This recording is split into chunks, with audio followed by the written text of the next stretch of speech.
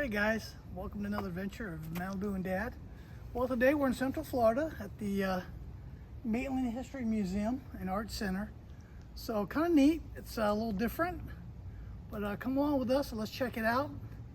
Let's look at this unique place.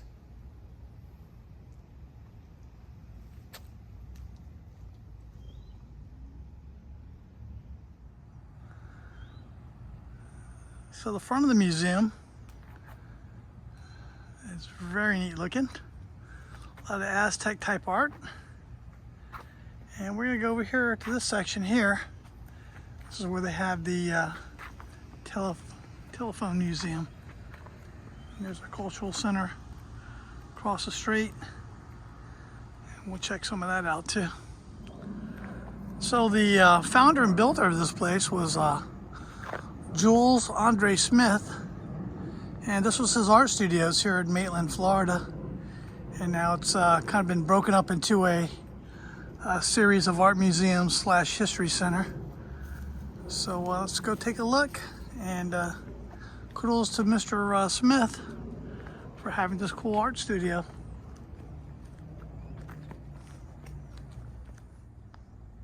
All right, so we're gonna start here at the Art and History Museum Telephone Museum. Here we go. There's something you don't see every day anymore. It's the old telephones. Let's see if anybody's hello? Oh, and it's not working.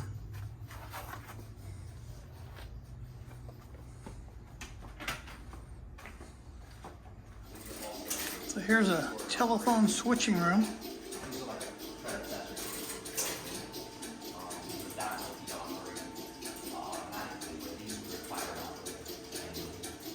Wow, so much to it.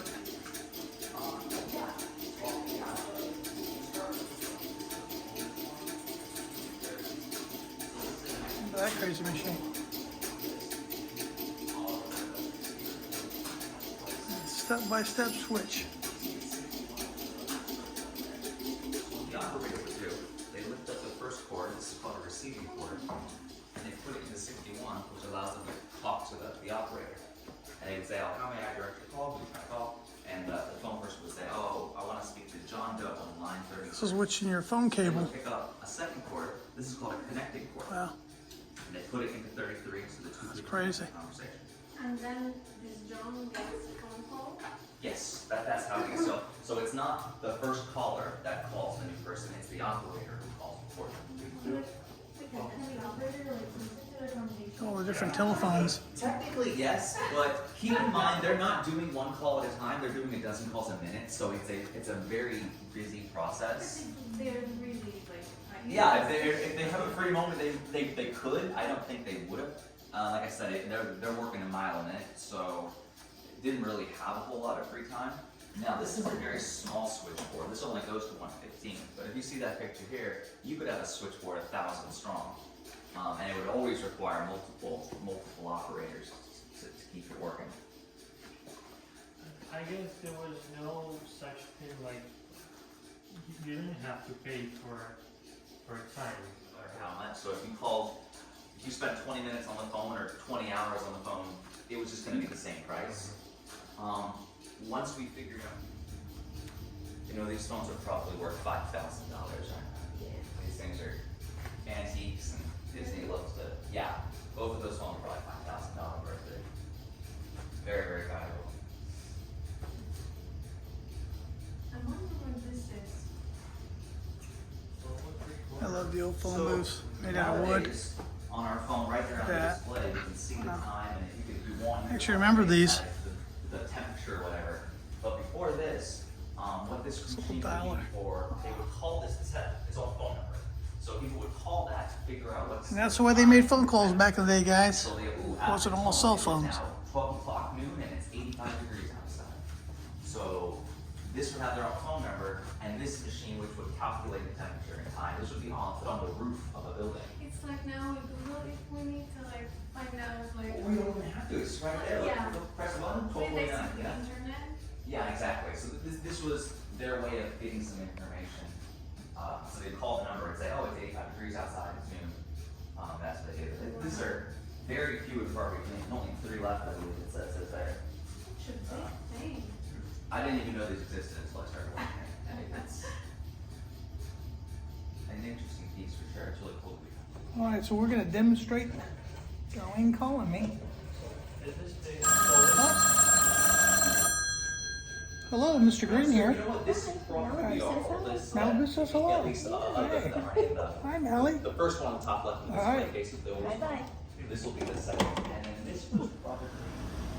So this is the Art Center and Research Studio. Very Aztec looking. And Jules was the artist that created all this. So he was really into the Aztec looking art. It's really cool. These pillars here as you go in. And the detail's so nice too. Very neat.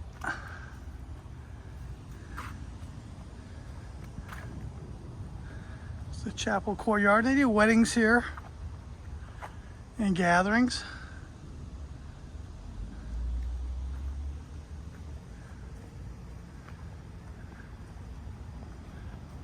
Very unique looking sculptures and carvings.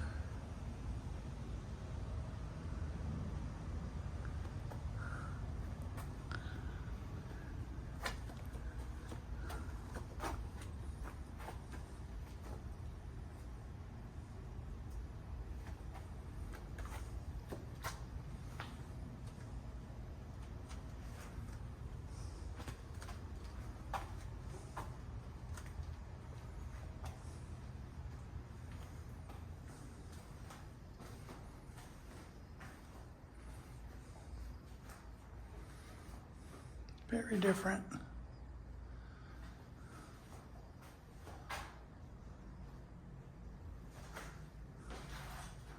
So I guess this would be like a garden area. I guess you could do kind of a wedding here.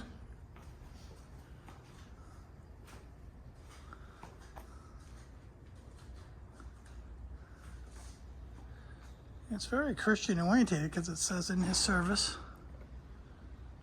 and depicts Jesus.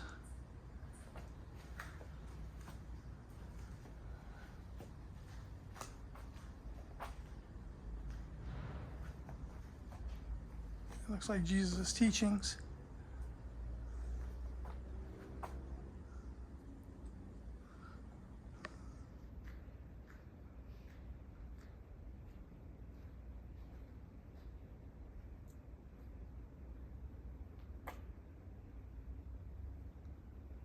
It says, with God, all things are possible.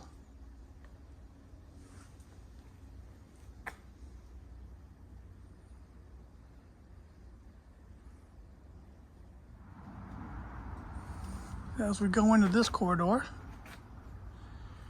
you see the lights and the walkway. It's really cool to this courtyard. So the artist here, it looks like he depicted a little bit of Christianity with some other Aztec type gods and kind of mix them all in together to this one garden. So it's kind of unique and different. You can tell they can use this for weddings and gatherings. His artwork was pretty exquisite. Definitely different. Really neat to see. I love the way he incorporated it in this garden. But some of the artwork is stuff I've never seen before, but it's really neat.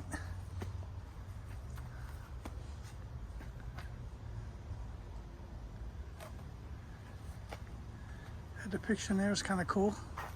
Like a mother-child.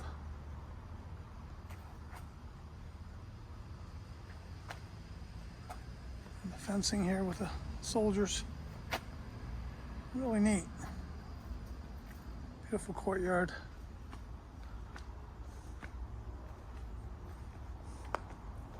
Beautiful trees too. Gorgeous gardens. So this particular room here, the colors really change in the artwork. So you got some reds and purples. And you got a little fireplace here too. But the transition is really neat. I love the purples. Very Aztec. But the color is just amazing. And into the fireplace.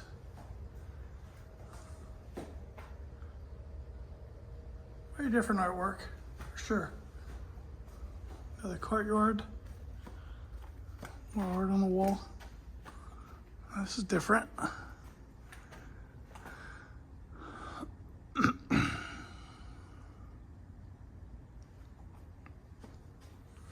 Into this room.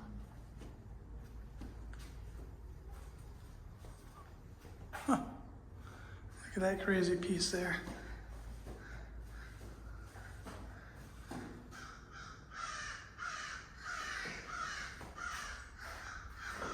Very different. The skylight. And then back out.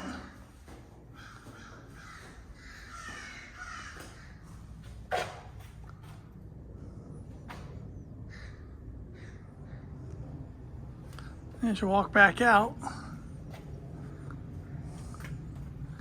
to the gate in the courtyard outside, and there's the art museum across the street. It's incorporated with the art center. So really neat. Something different, guys, here in Maitland, Florida.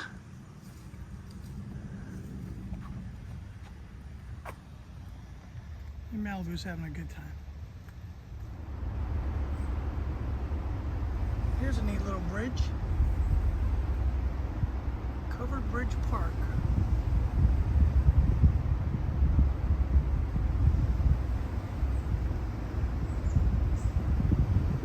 Beautiful Maitland.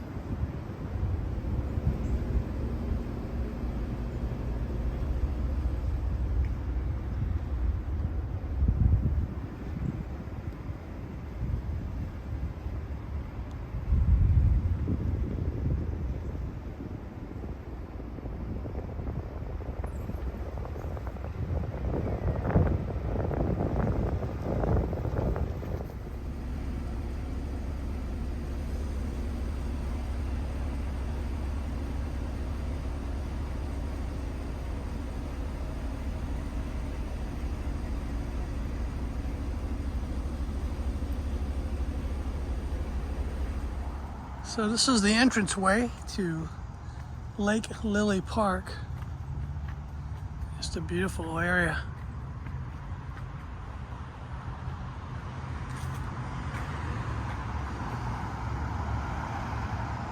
And it's next to the Talik restaurant where you come into.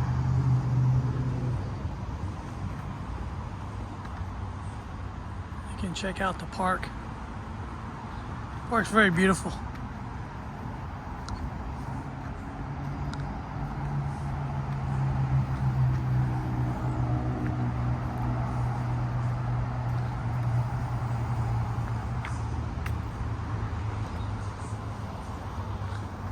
Look at that entryway. How pretty is that?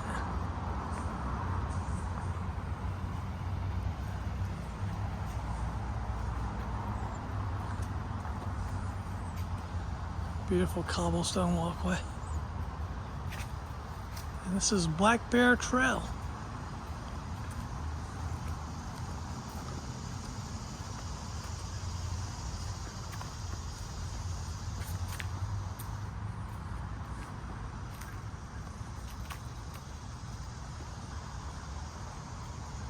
There's the old house.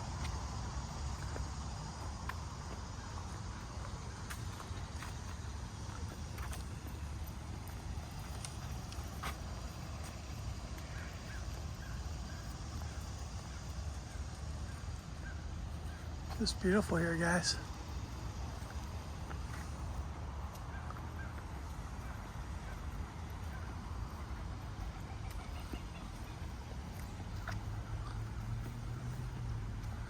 So They call it the Black Bear Trail because it ran through the natural habitats of the black bear.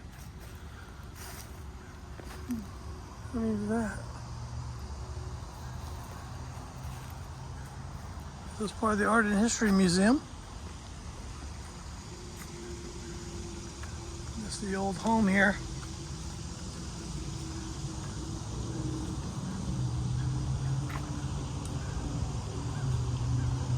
And this old home is said to be haunted.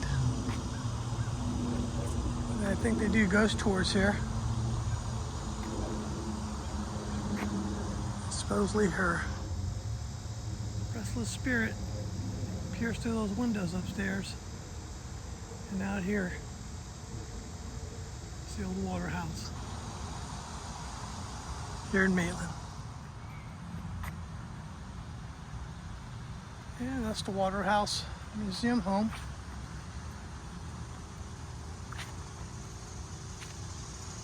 Very beautiful old home.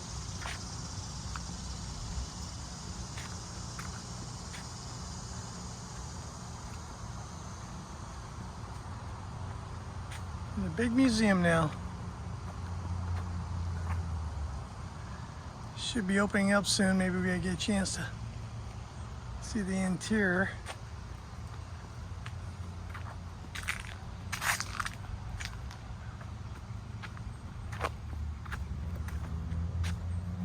It's on the National Registry.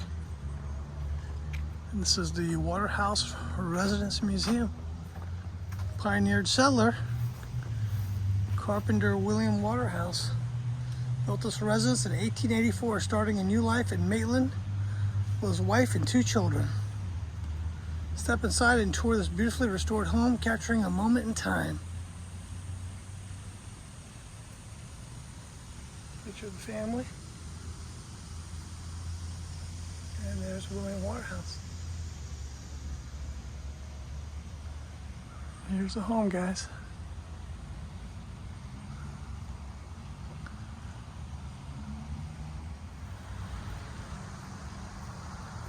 So I'll show you around the old Waterhouse. They just don't make them like this anymore. The beautiful old shutters.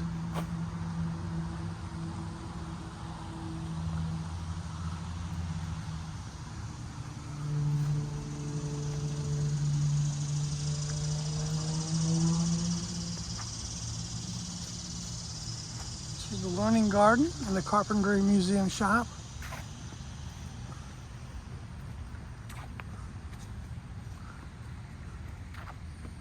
Got an old cottage back there.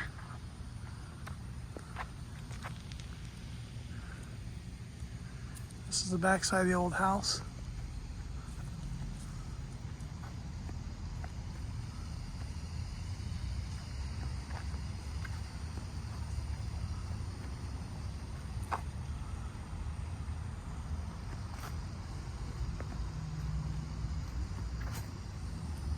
See the old staircase.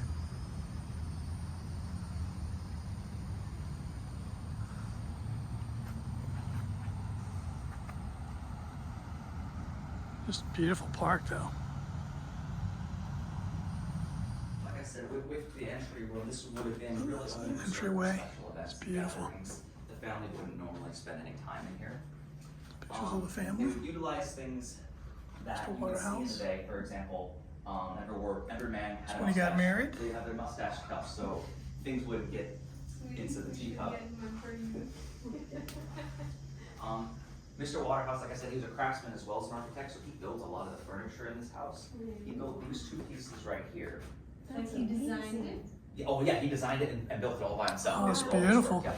And it looks really great. I mean, this is 140 years old, and it's, Wow. you know, no dents, no chips. And as we go through other rooms in the house, you'll see other pieces that he made that just have really held up, and it's really quite astounding. That is neat. Yeah. Who crocheted all these things? Did you? Like this whole one? No. So those aren't. Those are more modern. William Waterhouse didn't make it. Those would not hold up to time. So some of the things we have in this house, a little bit of artistic liberty. For example, we did not have plastic bread on the table. You can imagine. And I'll point out the things that he built or that were authentic to the family and where we took some liberties. For example, he did not make this set of chairs, but these are 1890s, 1900 chairs. So we procured everything so the time capsule for this room is accurate. In the dining room, they have 3 meals a day, a large breakfast and a large lunch, but it would be a very small dinner for them, and it would always be cold because of the heat in Florida. You don't want warm pot roast, 90 degrees in the summer. Like I said, he was a craftsman, so one thing he did that he wanted to make sure to save some money, he did not build this room, no. That's beautiful. This is my favorite room in the house because it really highlights that even 140 years ago, they had some modern conveniences that we might not expect them to have. We can start with this part. This was a kind of sink that they had back in the day, but now it's actually very popular in modern homes. You see how homes that are built after 2010, they're using this inclined sink that kind of dips in so the water will keep going. Water pump, this was one of those rarities in the South.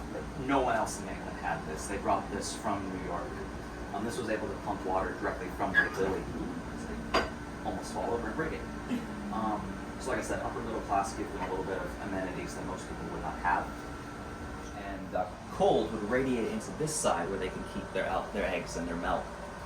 So it's just really cool to see an early precursor to the refrigerator that worked reliably. My mom said that they used to just... Garden area, and once it was donated to us, it's funny, just like the Galleyway Museum at the telephone, this was also donated to us in 1989.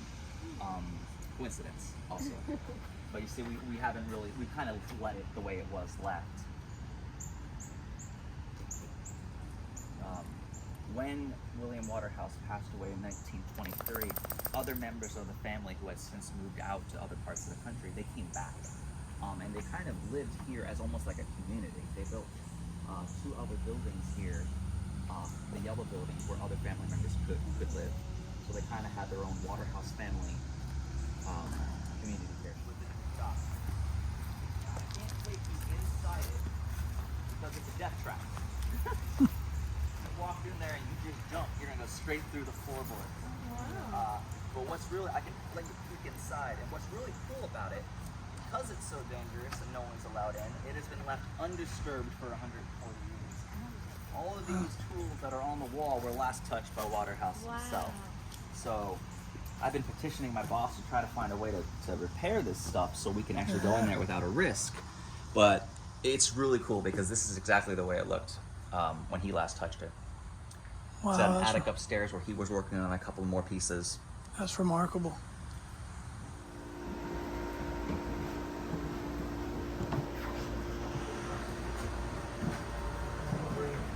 Very narrow stairs.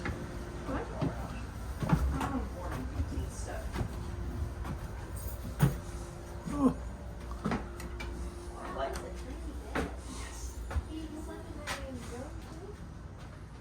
No. He moved away. Might have been right at 1900s when he moved away. He would have been in his late 20s. He graduated from Rollins College. So right he down still the was road. a grown man. Yeah. Helped construct the house with his father. Yeah. Architect and a craftsman just like him. Like I said, graduated from Rollins College. A very good student. That's what I mean, astounding craftsmanship when he made this, and he donated us when he resigned. That's really Very cool. It opens up the other side as well. So we will come into So this bed is known to move on its own. So Charles's room was not built originally when the house was built. That was part of the addition.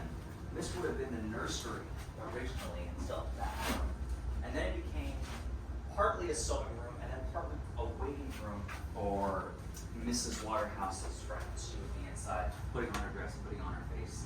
And friends would probably be waiting here more as you would in a parlor room perhaps. Yeah. So basically the parlor room for upstairs for people to wait on.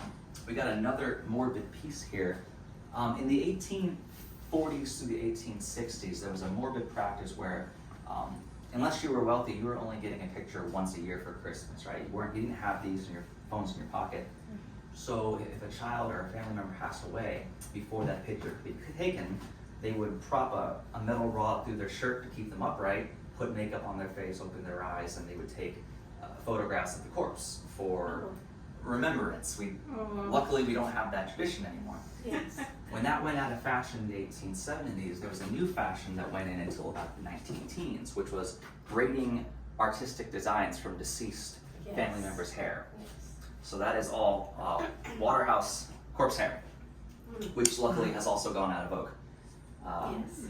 Nowadays, I mean, at my age, I've already had 10,000 photos taken of me, right? Because everybody has a phone in their pocket, which is, luckily we don't have to use these practices anymore. Wow, that's a really neat story. So we've gone into the master bedroom.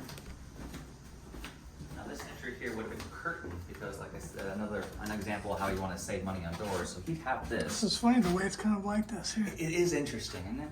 If you want to check also, the closets are also interesting. This is Mr. Waterhouse's closet. It barely goes anywhere. He probably had 3 shirts. Wow. He was not, wasn't as classy as his wife. His wife had a bigger closet because she personally just really loved fashion. So she had, Most ladies take over the closets anyway. Trust me. she met the stereotype, I guess. That we would say that. That's beautiful. He was, as I mentioned earlier, he was a Civil War vet. And a cool story about this was when he was captured at Andersonville, a Confederate officer confiscated his medals. But after the war, he reached back out to Mr. Waterhouse, apologized. He said, I wasn't correct. Let me reach back to you. Let me send you back these medals. And he was able to do that, and Waterhouse got them 1915, 1916-ish. And it was really cool, the brotherhood of that. Like, it wasn't that, he didn't need to do it, but he was able to reach back and did that. And it was very important, both to William Waterhouse and the family, that the officer returned the medals. This is what he served. Wow, that's really neat He was part story. of a cavalry battalion. I don't remember the name of the regiment. There's a lot of stories like that in the Civil War, and I think that's how our country healed. Even This looks, what, 40 years maybe? Yeah. But it's 140 years. Wow, it's There's- beautiful. There's barely a dent or a scratch on it. oh my goodness. He made this in just a couple of months, actually. Put your cufflinks to one side, a brooch in the other. Wow. But this is really one of my favorite pieces because, I mean, this could just easily be in my mother's house or anyone's house. It's just really cool. That's beautiful. This chair he built. Just that one. The one that has this particular, like, design that you saw downstairs, those are the ones that he built. He didn't build that one. But like I said, his touch of craftsmanship is in almost every single room in the house. Wow. That's really nice. He was an amazing Can I person. ask you a small question Yes. about this stairs? Is it That leads up to where we keep all the corpses from the hauntings. No. Actually, we have no idea. I've asked my boss. There's can I go actually up there stairs and in explore? here? Yeah, it goes up to an attic area. I'm just wondering why would they have stairs in the closet? Like, Well, they have an attic there where they would store some things. What I believe it is right now is we have. So this is still his room? Completely empty. You don't want to sleep on the floor. The that's staircase why you from can downstairs. Go to the store. It's too expensive. This is the You room go where and Stella create it is. by your own, or maybe there were no Lived. Well, it was his profession. oh, He architect and craftsman. That was his profession. So he was probably paid not So only. these are probably the he windows was they paid talk to make about other when they say houses for she's other people, but That's what outside, he did in his time. looking through the windows. They said they moved from New York. Even being an upper middle class family, getting to New York from Florida in 1884 was not easy. They had to take a ferry, to take a boat, to take a train, to take a horse and carriage. It was almost a week to do it, and he had to go back up numerous times to get some stuff. But like you said, he would build things here, because he went from hustling, bustling New York City to practically a swamp. Maitland was still very underdeveloped at the time. So Stella here, she lived a fascinating life. She was 96 when she passed away. Great long life. She passed away in 1966. Ever since she was a girl, she wanted to be the Maitland City Librarian, and she got to achieve that dream. She was the librarian for about 30 years, known as Miss Stella. Like I said, since she had a long life, she was very popular and well known through Maitland. These windows is where we'll get the other paranormal sightings. People who walk Lake Lily, especially during dusk, they'll hear stories of the lady in white who makes an appearance through the window, and as soon as somebody gets a look on her, she'll disappear. Oh. It's worth noticing that the curtains are white. Oh, and yes. there's a little colored strap where a waistline could be. So it's really easy at 7 o'clock at night if you're walking Lake Lily and you glance up here for a second to see something and assume, Yeah. oh, it must be a ghost. Now, did she live in the house all her life until she died? She lived in the house and then she moved away probably maybe 2 or 3 years before Charles did because she was a little older. Mm-hmm. And then she came back in 23 after Waterhouse's passing. I do not know where she moved. It wasn't New York. But like I said, she came back after the passing. Pretty much all the family members came here to see. And this is also a head lock. Chris, please watch your step. Sarah's room. Hi, Sarah. Yes. We use termites and mold. Another cool thing that I forgot to mention is when he built this house, there was no metal whatsoever used in its construction. You can see in a couple of places where wooden nails would have been used. It's not Yes. as good as wood. I know I got some on this wall here that you can tell, but he would use wooden nails for all the pieces here. That's nice. Avoid the rust issues. And he basically did things with his own hands. House. This is essentially exactly what it would have looked like in the turn of the century for them. It was a little bit cluttered, very small room, but it has things that they would have done. He would play chess, they would sing songs. He was a very devout Christian, so he loved playing gospel music. We got books over here with so many different hymns, and it's got his name, Waterhouse, on the front page. So it's cool to see the things that he would actually have used. I'm not supposed to touch those, but I have. Mine's in it. I'm also not supposed to go back here, but I'm going to do it anyway. He built this chair and this chair. Like I said, the designs here are what he's going to have. Wow. Actually, now that I think about it, he might have built this too, because this is very similar to the one out there. the one in the Yes. parlor room. He did not really he wasn't a fan of phones. He didn't really have a phone in the house. What he loved to do was write letters. So he would be at this desk hours every day. He loved writing to his family members outside of the state. So that's what he would do in his free time. I know after he passed away, they installed a phone. As we would all need. Yeah, but this room is cool because this is definitely the room that looks the closest like what it would have looked like. It's beautiful. Yeah. Well, that's our tour of Maitland, Florida. Hopefully you guys enjoyed that. There was so much to see. Malibu had a great time. She loves history just like me. But guys, thanks for coming along with us on this adventure. It was fun. And if you first-time viewers, please like and subscribe. And thank you for coming along with us on this adventure. Until our next adventure at Malibu and Dad, we'll see you guys later. Bye-bye, guys. Thanks for coming.